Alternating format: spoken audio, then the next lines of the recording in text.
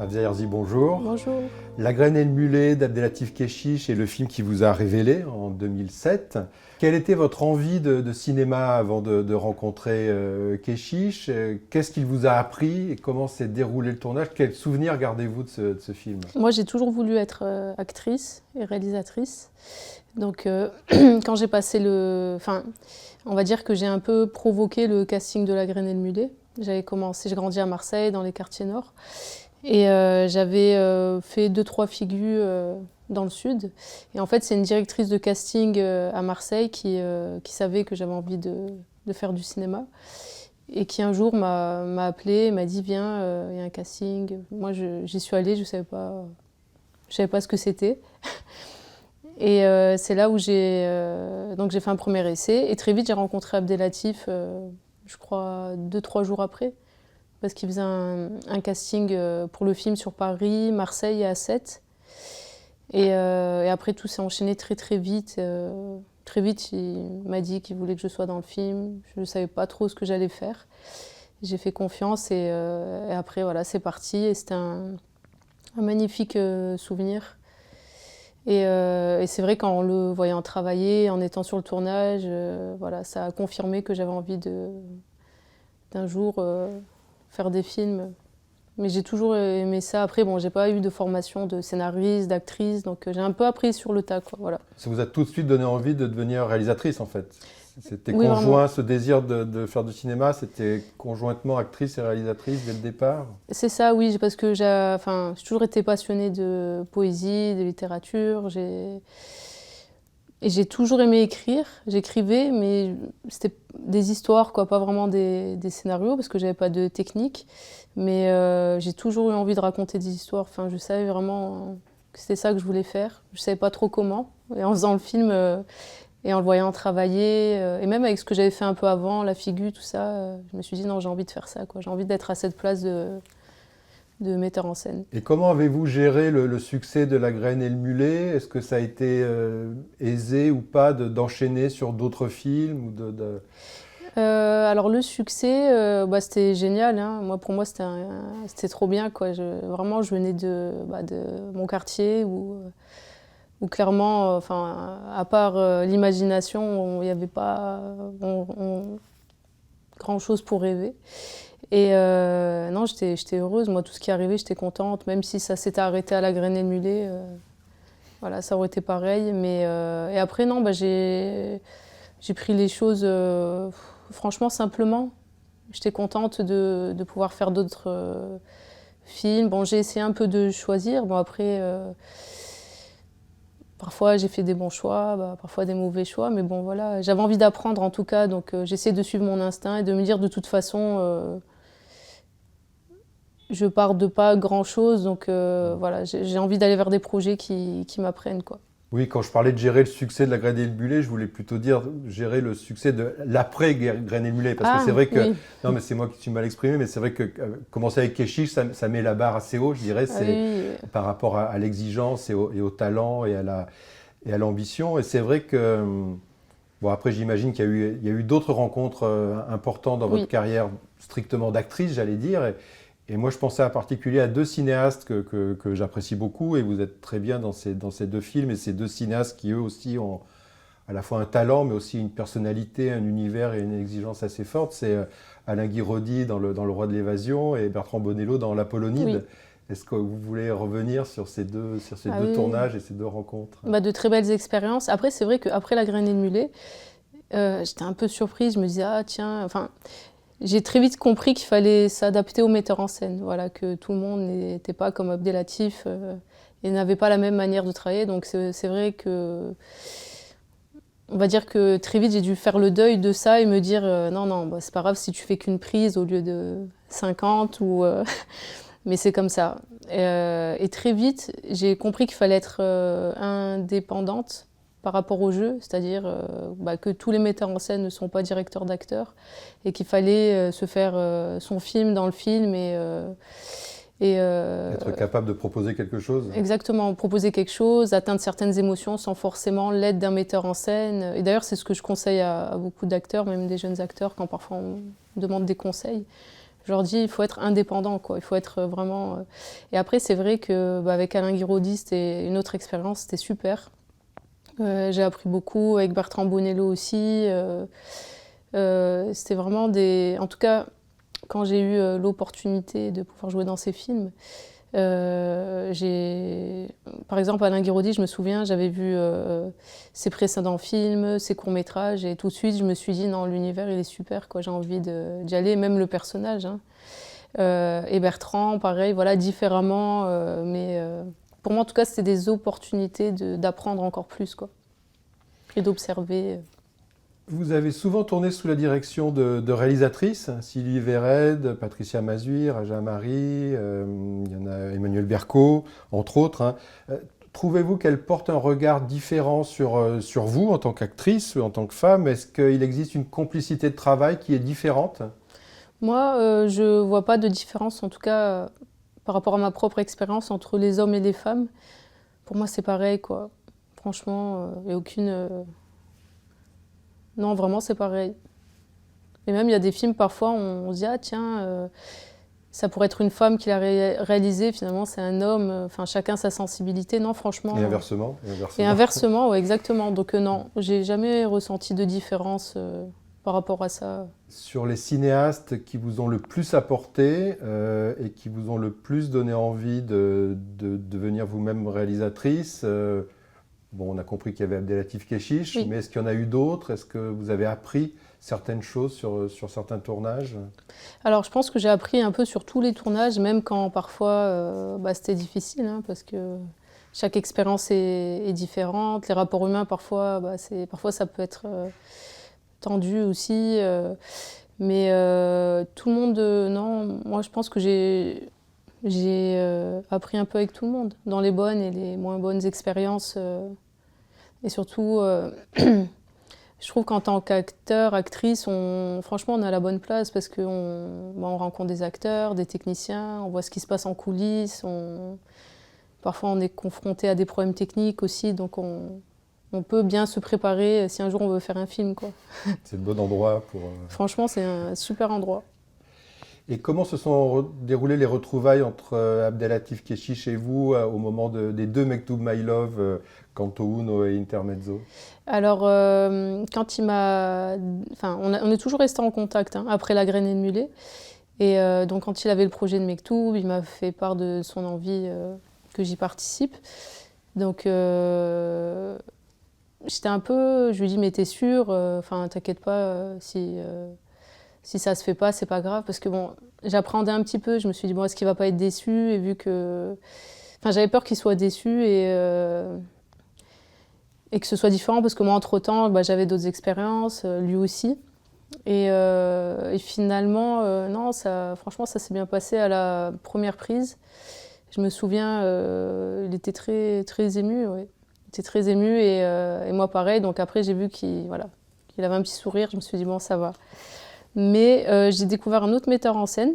Parce que c'est vrai que sur La Graine et le Mulet, moi j'avais le souvenir de faire beaucoup de prises. On pouvait proposer plein de choses différentes. Et là, sur Mektoub, ça s'arrêtait à, franchement, 3 prises maximum. Ah oui. Donc je comprenais pas trop. Ouais. Je me disais, bon, c'est bizarre, et pourquoi on ne refait pas? Non, j'ai retrouvé, on va dire, un metteur en scène différent. C'était vraiment différent. Et pouvez-vous nous raconter l'aventure de votre premier film en tant que réalisatrice, Tu mérites un amour? Alors, pour Tu mérites un amour, en fait, depuis longtemps, j'avais envie de faire un film comme ça, sans trop de contraintes. Donc, j'avais écrit un Bonne Mère, qui était... qui devait être mon premier long métrage, qui était un petit peu compliqué, on va dire, à monter. Et j'avais vraiment envie de le faire, mais je voyais que c'était compliqué, donc je me suis dit, bon, qu'est-ce que tu pourrais faire qui n'est pas très compliqué, rapidement. Et un jour, je me suis levée, je me suis dit, allez, il faut y aller, quoi. Mais j'avais envie, en tout cas, depuis longtemps, de me lancer ce challenge, de faire un film en peu de temps. C'était plus ça, voilà. J'y croyais beaucoup et après, il fallait trouver quelqu'un pour jouer. Je voulais faire vie, donc je me suis dit, bon, je joue. Et ça s'est fait vraiment sans prise de tête, sans stress. Je me suis dit, au pire, t'as un film, quoi. Au pire, C'est un film qui a la particularité d'avoir été fait en attendant de pouvoir en faire un autre, mais donc dans des conditions, comme vous l'avez dit, extrêmement libres et rapides, mais ça veut dire autoproduit aussi, d'une certaine manière, et fait en mode guérilla, quoi, sans argent quasiment. Mais j'ai toujours cru à ça. En fait, justement, avec l'expérience des films sur lesquels j'ai pu travailler, je me suis toujours dit, mais il y a trop de monde, enfin, c'est trop, on pourrait faire plus simple. Pourquoi on ne fait pas plus simple? Quand les sujets s'y prêtent, hein, évidemment. Et j'avais cette envie-là de me dire, voilà, on peut faire un peu à l'ancienne, voilà, entre nous, on peut faire du cinéma comme ça, quoi. Et vraiment, sincèrement, je me suis levée un matin, je me suis dit, allez, c'est maintenant. Et je crois qu'on tournait peut-être une semaine après. Vous aviez un chef opérateur, vous aviez quelqu'un au son, enfin vous étiez une toute petite équipe, et c'est des amis, c'est des gens qui avaient accepté de travailler c'est ça, c'était des amis. Bénévolement. Oui, même les décors. Hein. Les décors, c'était dans mon quartier où j'habitais à l'époque. Je suis allée voir quelques commerçants, j'aurais demandé, ils m'ont dit « Ok, viens demain à telle heure, tu peux tourner 2 heures ». Donc non, c'était... Après, bon, aussi j'avais contacté quelques acteurs. Parfois, il y en a qui sont revenus, qui sont jamais revenus. On va dire que c'était l'adaptation au jour le jour, mais vraiment, sincèrement, sans stress, quoi. Je me disais, c'est pas grave, c'est le destin, quoi. S'il n'est pas venu, s'il n'est pas venu, s'il y a ça... Et c'était une super expérience, franchement. C'est vrai que c'est une autre façon de faire du cinéma, et ça n'a pas empêché le film, d'une part, d'être très réussi, mais ensuite, après, de sortir, voilà, d'être montré, d'avoir une bonne réception. Ah non, c'était super, ouais. Un vrai premier film. Et heureusement que je n'ai pas fait Bonne Mère avant, parce que j'avais pas, du coup, je pense que... Ça a été un entraînement aussi, exactement. Ce film. Il n'y a rien sans rien, et je crois que ça m'a apporté un peu plus de maturité, le fait de faire Tu mérites un amour avant, et... Donc aucun regret. Et est-ce que vous considérez ce film, qui est un peu un film à la première personne, hein, que vous avez écrit, mais aussi que vous interprétez, dont vous tenez le premier rôle, enfin le rôle principal, est-ce que vous le considérez comme une sorte d'autoportrait déguisé? Ah oui, un petit peu. De toute façon, dans les films, je trouve, en tout cas moi personnellement, même dans ce que j'écris, il y a toujours un peu de nous, enfin... Un petit peu, oui, bien sûr, c'est un peu un autoportrait, on va dire, déguisé... d'il y a quelque temps, quoi. Mais non, bien sûr, ouais, toujours. Hein, de toute façon, il y a toujours de nous. Mais c'est un film qui est à la fois un autoportrait, en tout cas un film sur un moment donné de vous-même, de votre vie, de ce que vous êtes, mais c'est aussi un film sur un état des lieux d'une époque en France, d'une génération, parce que c'est un film qui parle beaucoup du rapport amoureux, des relations amoureuses, du dialogue amoureux, de la façon dont on parle, dont on vit, dont on fait l'amour. C'était un film qui était une sorte de réflexion sur la liberté, en fait. La liberté au sens de liberté de mœurs aussi, comment on drague, comment on séduit, comment on rencontre quelqu'un. C'est ça, oui. Un film sur l'amour de nos jours, et en même temps le deuil amoureux qui est là depuis la nuit des temps, et qui était pour moi, je trouve, un sujet un peu tabou, pas trop abordé au cinéma. Et en fait, quand j'ai compris que, on va dire, le chagrin d'amour était universel, hein, que peu importe la religion, enfin tout, quand on a une peine de cœur, voilà, il y a des gens même qui s'en remettent jamais. Hein. En fait, quand j'ai compris que ça, c'était universel, je me suis dit, il faut faire un film sur ça. Et d'ailleurs, le poème de Frida Kahlo, « Tu mérites un amour », qui a inspiré le titre, il date de très longtemps. Et dans ce qu'elle raconte, voilà, tout le monde peut s'y reconnaître un petit peu. Et c'est pour ça qu'il est très émouvant. Le film est très beau, et il a la particularité d'accorder, je dirais, autant d'importance au corps, à la sensualité, à la manière dont vous filmez les corps, et la parole, le bagou, enfin les dialogues, tout ça joue un rôle très très important. Alors évidemment, ça n'a pas empêché, enfin inévitablement, on a pu comparer ce film à ceux de Kechiche, justement par rapport à ce rapport entre le corps et la parole, et les mots. Mais je pense que c'est quelque chose qui est ancré en vous, enfin, qui fait partie intrinsèquement de votre personnalité et de votre rapport au monde. Ah, complètement. Après, c'est vrai que le film d'Abdelatif, c'est une source d'inspiration, mais j'ai toujours, déjà, la parole, Marseille. Enfin, moi, j'adore les dialogues. Je suis voilà, fan de Marcel Pagnol, qui écrivait énormément, qui est un grand dialoguiste. En fait, j'adore les dialogues qui n'ont pas de, on va dire, qui ne sont pas classiques, même si n'apporte rien, moi ça me plaît. Enfin, ça me plaît quand un personnage parle d'un truc dont on s'en fout. J'aime bien. C'est ça qui me plaît, quoi. C'est, on va dire... Parler pour parler, quoi. Exactement, pour le plaisir de oui. Parler, Exact, parler du pain, d'une pizza, je trouve que moi, c'est ça qui m'anime, quoi. J'aime pas les dialogues trop posés, enfin, c'est pas trop mon truc. Et après, les corps, ah oui, que ce soit les corps d'hommes, de femmes, je trouve que chaque corps a sa beauté. Je disais que c'était un film qui dressait un état des lieux et ça en fait presque un document. Et le film est pas si vieux que ça, hein, il a quelques années. Mais là, votre nouveau film, La Petite Dernière, parle aussi du rapport amoureux d'une autre manière. Est-ce que vous avez le sentiment que finalement, en quelques années, il y a beaucoup de choses qui ont changé dans les rapports homme-femme, ou même les rapports femme-femme ou homme-homme, le rapport à l'amour, à la sexualité? Est-ce que chaque film, finalement, ne dit pas quelque chose sur une époque d'identique ou de différence sur l'époque de son tournage? Alors, je pense que pour Tu mérites un amour et La Petite Dernière, c'est vrai que c'est pas très... Enfin, c'est assez rapproché. Non, c'est vrai qu'on va dire que de nos jours... on va dire que la jeunesse s'assume plus, c'est-à-dire qu'on va plus assumer son attirance pour une personne du même sexe ou les deux sexes. Voilà, il y a plus de liberté. Et après, on s'assume. Non, je dirais qu'on s'assume plus, quoi. Que la jeunesse s'assume plus, voilà. Assume plus et est plus libre. Il y a moins de pudeur, quoi. Pour moi, il y a moins de pudeur. Qu'à l'époque. Et vous parliez de Tu mérites un amour comme un galon d'essai un petit peu, enfin une manière d'apprendre en faisant, d'une certaine manière. Et comment vous avez pensé ou inventé, imaginé votre mise en scène, la direction des acteurs, en sachant que vous aviez peu de temps et peu d'argent, mais aussi une grande liberté? Est-ce qu'il y avait des principes fondateurs comme ça, voilà, je vais faire ce film comme ça, je vais le filmer comme ça? Non, pas vraiment. Je savais que j'avais envie d'un film qui fait pas vraiment film, qui a pas trop... de toute façon, j'avais pas les moyens de faire une esthétique incroyable, mais je m'en fichais. Mais c'est pour ça que c'est moi qui ai fait... Enfin, qu'il n'y avait pas de costumière, il n'y avait pas de maquillage, il n'y avait pas tout ça. Parce que vraiment, je voulais que ça fasse un peu documentaire. Et après, j'ai fait à l'instinct. Franchement, il y a des scènes que j'avais imaginées précisément, et d'autres, ça a été l'instinct. Parfois, je leur donnais le texte le matin même, exprès. En tout cas, il y avait une volonté, une recherche de naturel et de spontanéité. Oui, d'accidents, de moments de vie, quoi. Voilà, j'avais envie de vérité.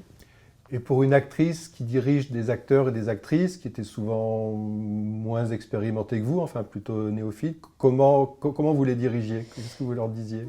Alors moi, j'adore la direction d'acteurs. Franchement, ça c'est... et pour moi, justement, c'est pour ça que j'ai mélangé des non-acteurs aussi. Je pense qu'on peut tous être un peu acteurs. Enfin, j'y crois beaucoup à ça. Et c'est pour ça que j'aime bien prendre des gens aussi. Par exemple, dans La Petite Dernière, il y a un rôle de pneumologue, c'est un vrai pneumologue dans la vie. Dans Bonne Mère aussi, il y a une avocate qui est une vraie avocate, le dentiste aussi. Enfin, j'aime bien aller vers des gens qui sont vraiment les personnages, mais du coup qui sont dans... Enfin, après que je mets en scène. Mais non, après, je pense que c'est une adaptation, on s'adapte, voilà, chacun a son caractère, donc... il y a des personnes plus sensibles que d'autres. Enfin, j'essaie déjà que tout le monde s'entende bien, qu'on s'entende bien et le rapport humain avant tout. Moi, j'aime bien prendre le temps avant avec les acteurs pour faire connaissance, discuter, créer vraiment une relation pour que la personne puisse s'abandonner aussi après devant la caméra. Et même, je trouve que c'est important qu'il y ait une complicité, un truc, quoi. Il faut qu'il y ait quelque chose. Vous aimez bien organiser un mélange, en fait. Oui, c'est ça, oui. Et le rapport humain, il est super important, quoi, parce que c'est normal. Moi, je sais qu'en tant qu'actrice, Bon, maintenant moins parce que j'ai, voilà, avec l'âge, etc. Mais plus jeune, je sais que quand humainement il y avait un truc que j'étais pas à l'aise, c'était compliqué d'être à l'aise après, on va dire devant la caméra. Mais après, quand on est à l'aise, on fait confiance, quoi, et on a envie de donner le maximum à la personne qui nous filme. C'est important de... Pour moi, c'est vraiment important le rapport humain. Il faut aimer ses acteurs, ses actrices. Sinon, c'est compliqué de les filmer, quoi. Au sujet de Bonne Mère, qui donc est devenu, par la force des choses, votre deuxième film, au lieu d'être votre premier, vous aviez dit à l'époque, c'était une histoire dont vous ressentiez qu'il était de votre devoir de raconter, finalement. Comme s'il y avait un besoin de faire ce film, mais aussi une sorte de responsabilité. Oui, je viens de Marseille, des quartiers nord.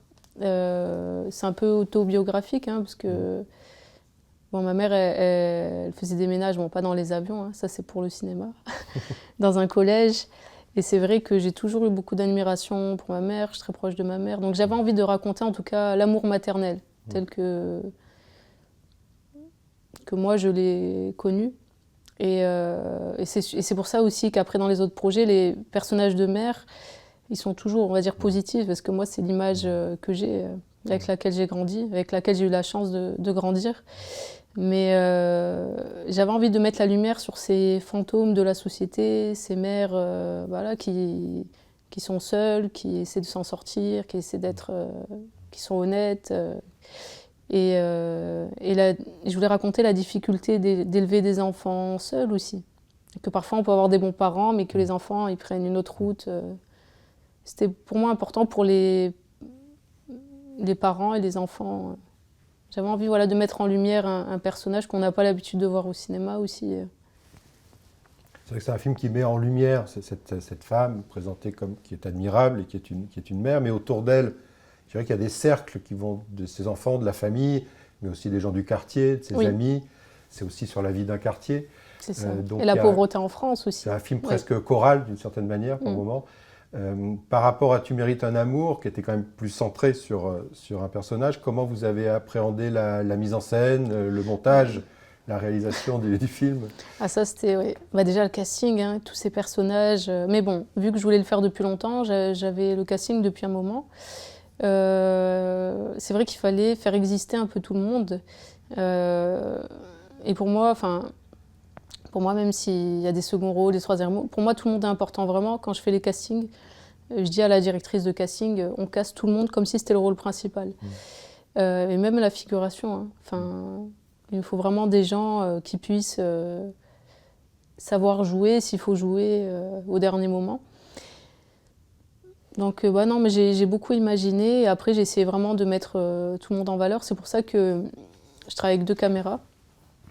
Même sur Tu mérites un amour, je ne serais pas allée si j'avais eu qu'une caméra, pour essayer de capter un maximum la vie autour. Et après, au montage, c'est ça, il faut se dire, bon, est-ce que cette personne, on a envie de la voir, de l'entendre il faut doser, quoi. Mais j'aime bien quand il y a du monde. C'est compliqué à écrire, à filmer, à diriger aussi, parce que parfois, voilà, il faut gérer tout ça. Hein. On est un peu, on va dire, chef d'orchestre de tout ça.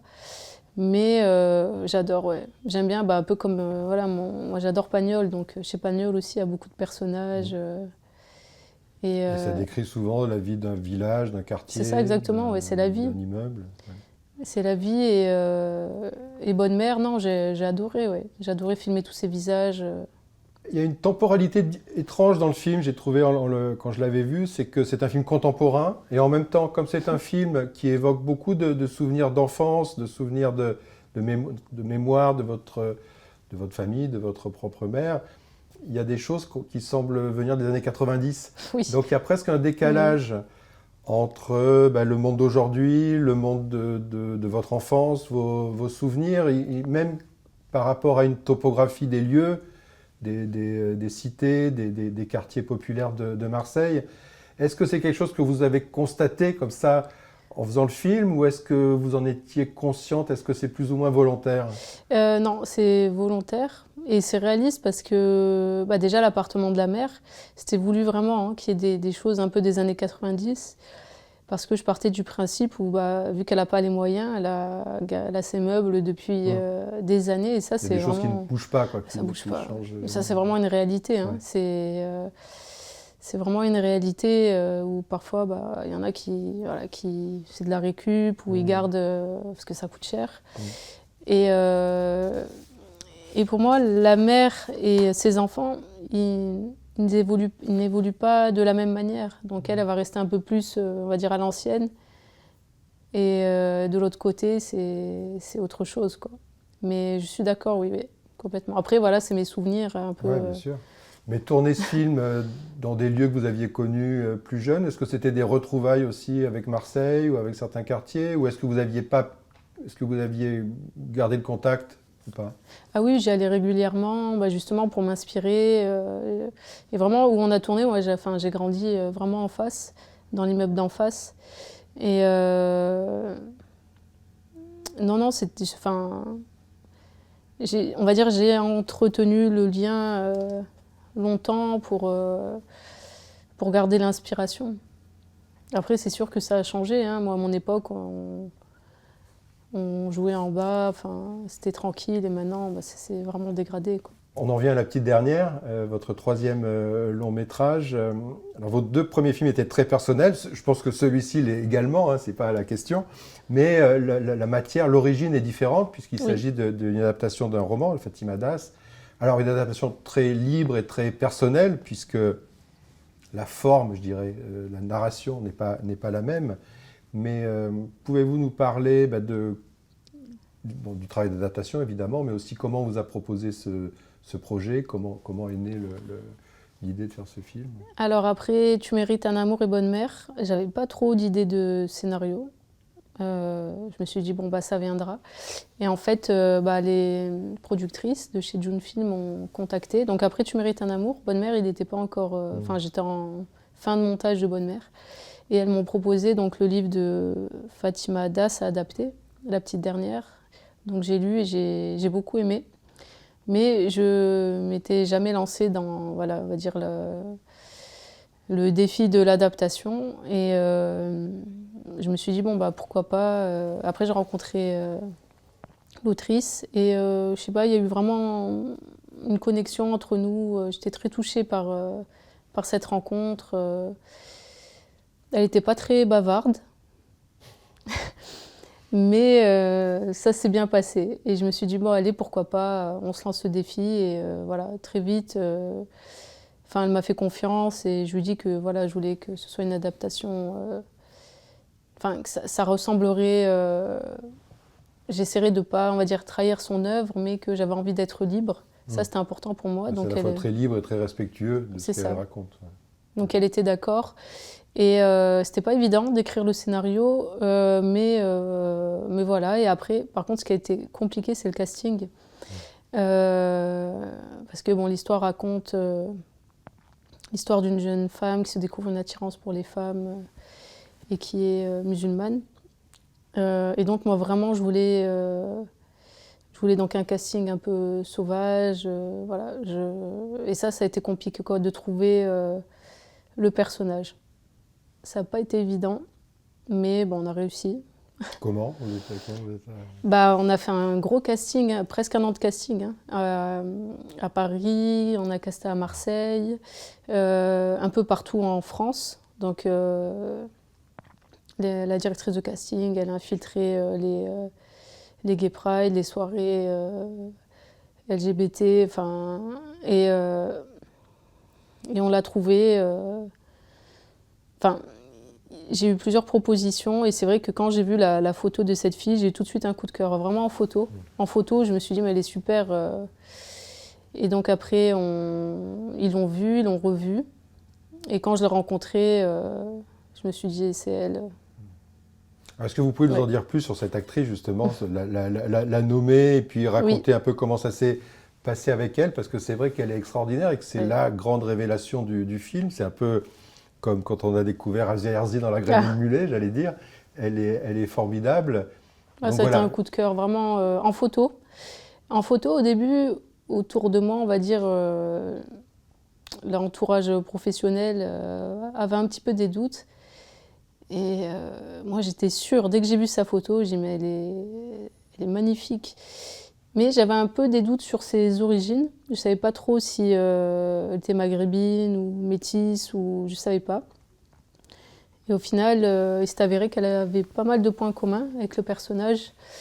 Et donc après, elle a commencé à faire des essais. Bon, au début, c'était pas trop ça, parce que de base, elle n'a pas envie de faire du cinéma, c'était pas son truc. Elle est étudiante. Elle s'appelle comment? Elle s'appelle Nadia Meliti, étudiante en sport, à la fac de sport. Donc c'est vrai qu'au début, en casting sauvage, on prend quelqu'un, on lui dit tu veux passer un casting, on lui fait faire des essais. C'est sûr qu'au début, c'est chaotique parce que on se retrouve dans une pièce, on joue avec, c'est pas évident. Donc très vite, les premiers essais c'était pas bien, mais moi je voyais qu'il y avait une présence, quelque chose, et je me suis mise à sa place. Je me suis dit non mais c'est normal. Quand t'as pas l'envie de faire ça depuis toujours, et même si t'as l'envie de faire ça depuis toujours, c'est pas évident une première fois. T'es dans un bureau, tu joues la comédie, c'est compliqué. Et après j'ai voulu la rencontrer. Et vraiment quand je l'ai rencontrée, on a discuté, mais pas trop, parce qu'elle n'était pas très bavarde. Et quand elle est partie de dos, c'est quand je l'ai vue marcher de dos, je me suis dit non mais c'est elle. Et c'était pas facile, parce que vraiment, elle n'était pas très bavarde, un peu froide. C'était de la timidité? Je pense que c'était de la timidité, mais... et j'ai été sûre, quoi. Et après, on s'est mis à travailler. On a travaillé longuement pour trouver le personnage, et aussi apprendre à se connaître, parce que c'est normal, il fallait qu'elle ait confiance et qu'elle soit à l'aise. Elle a trouvé ses marques, elle a apprécié l'expérience. Et elle a vraiment apprécié. Et c'était super, franchement, c'était vraiment super. Elle a fait pas mal d'essais, mais moi je savais que ça allait aller. J'avais une intuition qui me disait, comme pour Bonne Mère, quand j'ai vu Halima Ben Ahmed qui joue la mère, pareil. C'était pareil, un coup de cœur tout de suite. Je sentais que, voilà. Et même, elle avait une intelligence de jeu, un truc... Non, vraiment coup de cœur et sans regret, quoi. Qu'est-ce qui vous a plu, qu'est-ce qui vous a attiré ou intéressé dans cette histoire, dans le roman La Petite Dernière? Alors, ce qui m'a plu, c'est que moi, j'ai connu des jeunes femmes comme le personnage de Fatima dans son roman. J'avais envie de parler d'une communauté et d'une jeune femme, encore qu'on n'a pas l'habitude de voir au cinéma, voilà. J'avais envie que certaines jeunes femmes et jeunes hommes aussi puissent s'identifier à ce personnage, à cette fille de cité qui a cette attirance et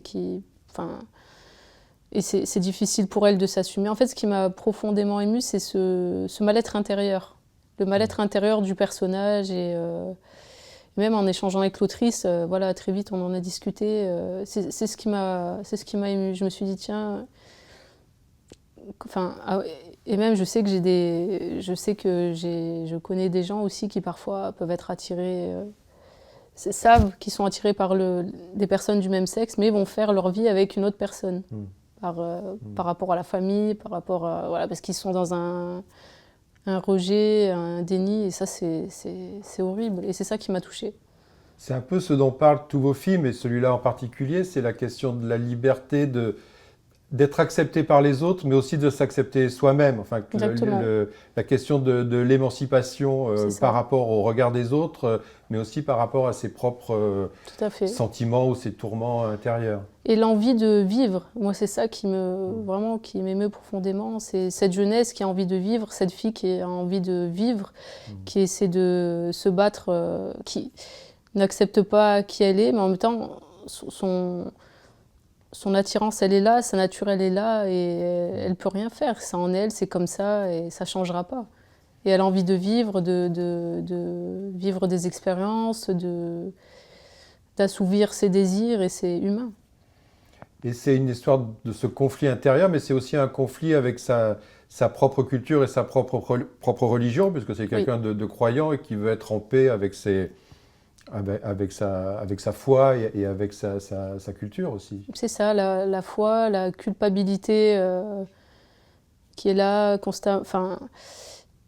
tout ce conflit intérieur. ce conflit intérieur. Et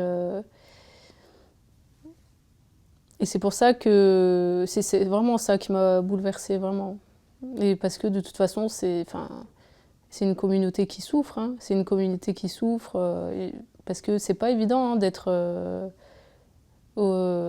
gay, lesbienne. C'est pas facile parce que on a et de s'assumer quoi, le regard des autres, les gens. C'est Par rapport à son sujet, c'est peut-être un film qui est moins léger, plus grave que les précédents, et où il y a souvent un sentiment d'inquiétude, et surtout dans les scènes d'intimité. Alors je pense des scènes d'intimité, de dialogue, de confidence entre deux personnages. Il y a aussi des scènes d'intimité plus de l'ordre de la sensualité, mais ce n'est pas le cœur du film. Comment avez-vous travaillé avec des protagonistes qui, comme l'actrice principale, n'étaient pas forcément soit professionnelle ou avec beaucoup d'expérience, et qu'est-ce que vous cherchiez à révéler, à faire passer dans cette intimité? J'ai vraiment beaucoup échangé avec tout le monde, on a pas mal répété. On a pas mal répété pour que je puisse leur expliquer aussi on va dire le sous-texte des séquences, notamment pour la séquence de fin, je ne veux pas raconter, mais une scène où rien n'est dit, mais on comprend, et ça c'était pas évident à expliquer, mais on a réussi. Au bout de plusieurs répétitions, ah ok j'ai compris, d'accord, c'est bon. Mais non, j'ai essayé d'être le plus sincère possible, et de toute façon quand j'écris, j'essaie vraiment de me mettre dans la peau du personnage, et même avant ça, j'ai quand même pas mal, on va dire, enquêté. Je suis allée sur le terrain, je suis allée dans les soirées. J'ai échangé avec beaucoup de personnes de la communauté, des gens qui étaient proches des personnages aussi. Parce que pour moi, je connaissais pas les soirées, les soirées lesbiennes, la Gay Pride, etc. Donc, je suis vraiment allée sur le terrain en observation quoi, et pour échanger un maximum. Et après, non, avec sincérité. J'étais sincère et parfois, j'ai écrit des choses qui ne fonctionnaient pas aussi. Hein, donc, ça a été, quand je voyais que ça bloquait, je comprenais qu'il fallait... que c'était pas forcément juste, quoi. C'est des choses que vous rectifiez au moment du tournage, que vous réécrivez les dialogues, vous changez des scènes, vous en enlevez, vous en supprimez, et puis ça continue après au montage, j'imagine. C'est ça. Là, il y a pas mal de scènes sur la petite dernière qui n'étaient pas prévues, que j'ai fait un peu comme ça, voilà, en inspiration libre. Moi, je suis pas fermée. Il y a le scénario, mais après, vraiment, j'aime créer sur place aussi. J'aime pas l'idée qu'il y ait un truc qui soit qu'il faut suivre. Pas à la virgule près, quoi. C'est ça, voilà. Ça, j'aime pas. Mais bon, il le faut quand même pour monter le film. Mais moi, j'aime bien réadapter en fonction des gens. Par exemple, il y a le personnage de Gina, qui est interprété par Jimin Park. Jimin Park. Dans la vie, elle est artiste, plasticienne, et je l'ai beaucoup interrogée sur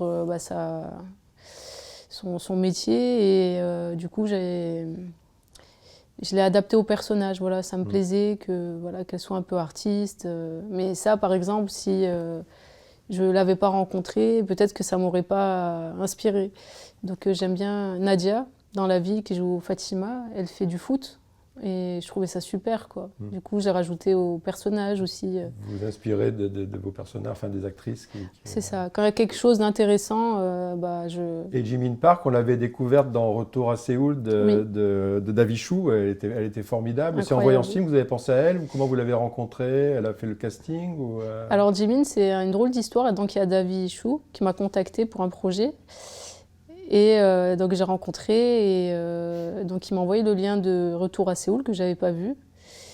Et donc je lui ai dit, mais ton actrice, elle est formidable, il me faut son contact absolument. Donc c'est grâce à cette rencontre avec David.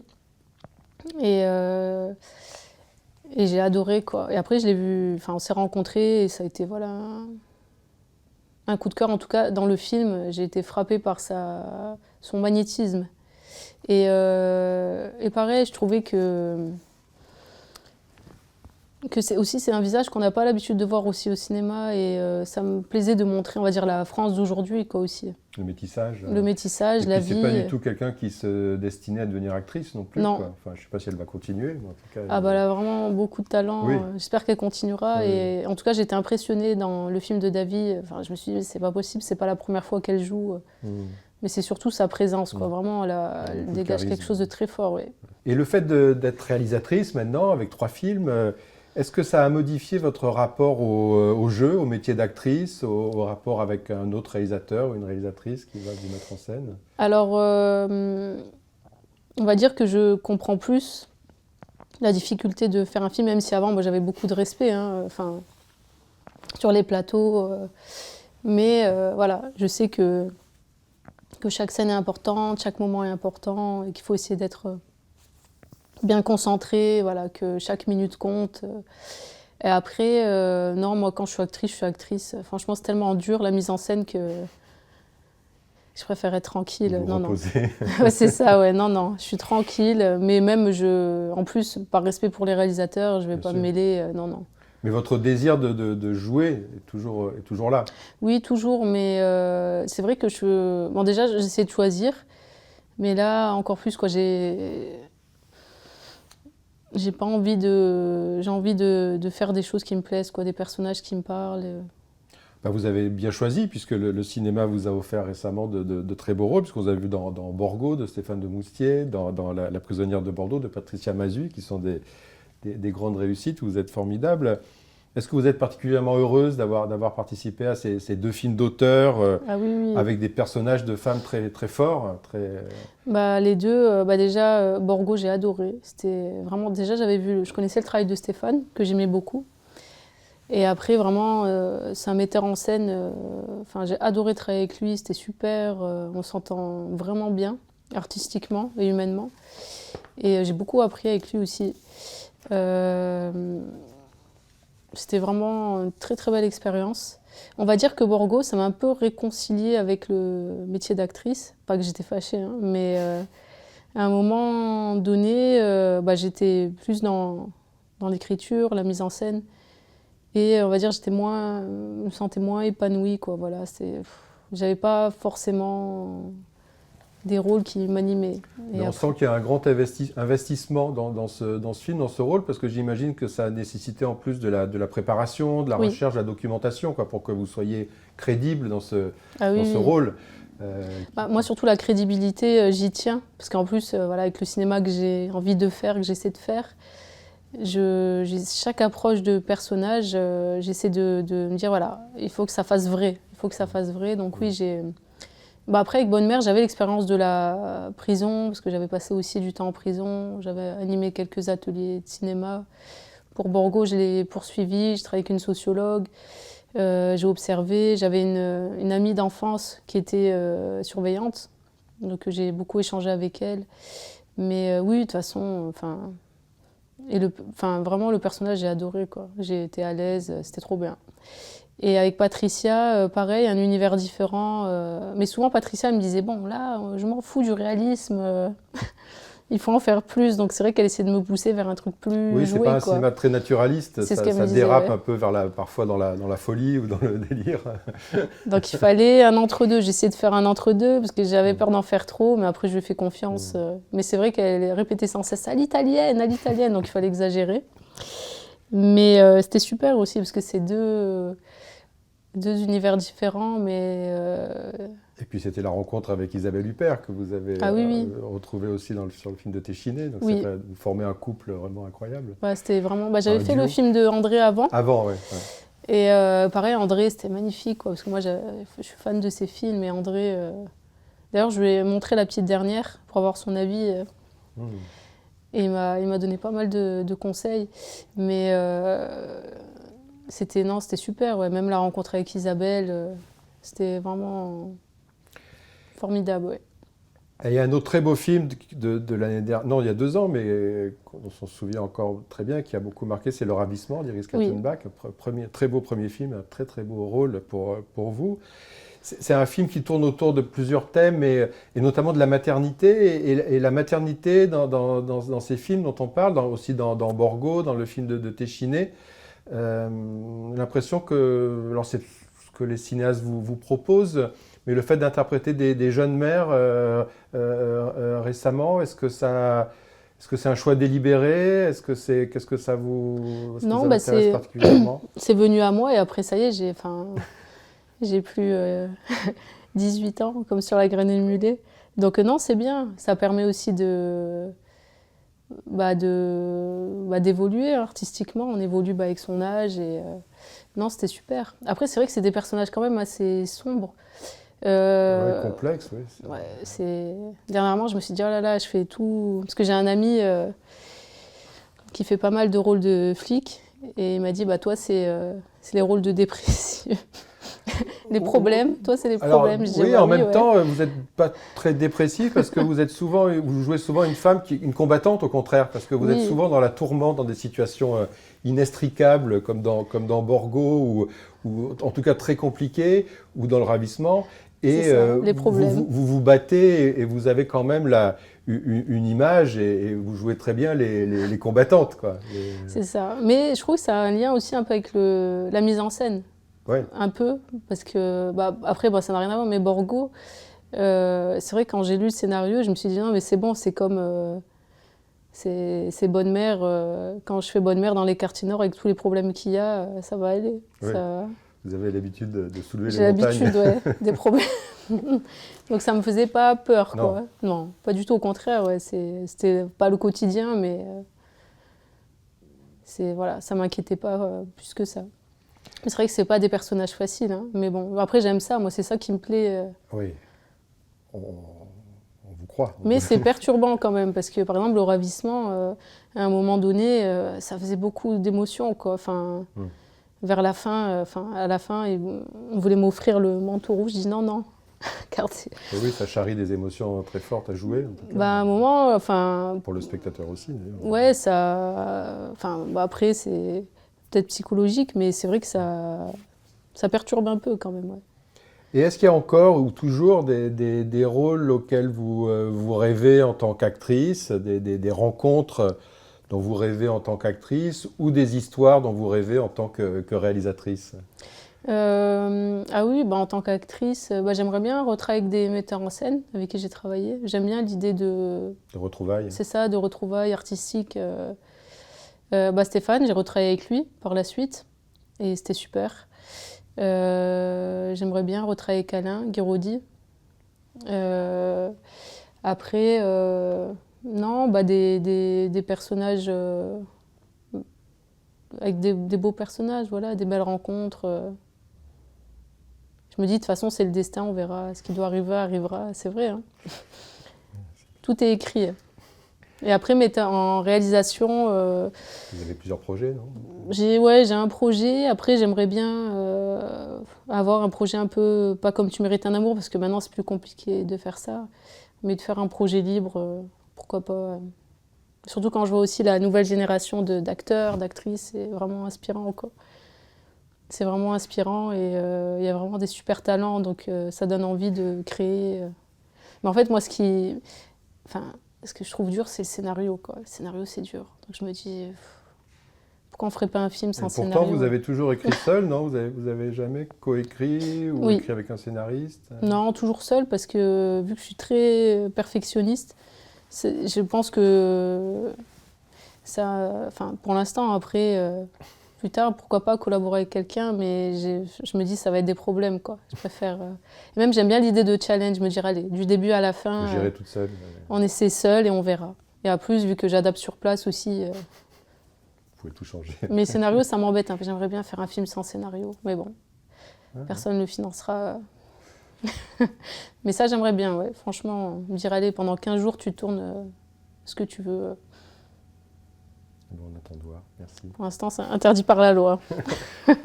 Merci beaucoup. Ouais, merci.